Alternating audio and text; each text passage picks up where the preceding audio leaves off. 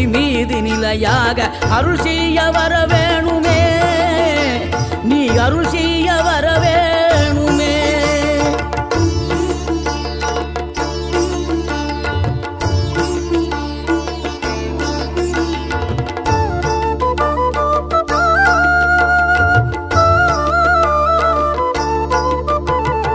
இகழ்தலையும் புகழ்தலையும் ஒரு முகமாய் கருதும்படி செவி உரைத்த முத்து குமரன், நீ வறுமையையும் வளமையையும் சமநிலையை உணரும்படி மதி கொடுத்த செல்வ குமரன்.